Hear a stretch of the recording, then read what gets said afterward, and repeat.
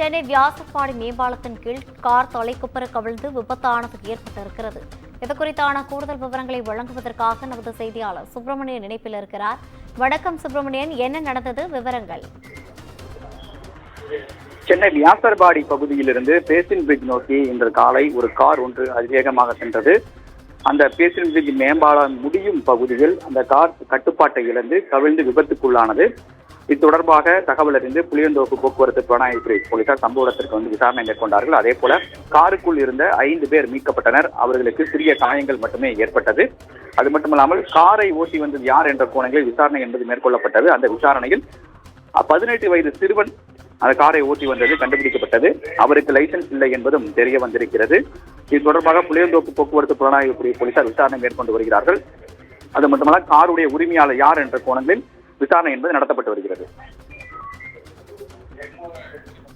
கூடுதல் விவரங்களை வழங்கியமைக்காக நன்றி சுப்பிரமணியன்.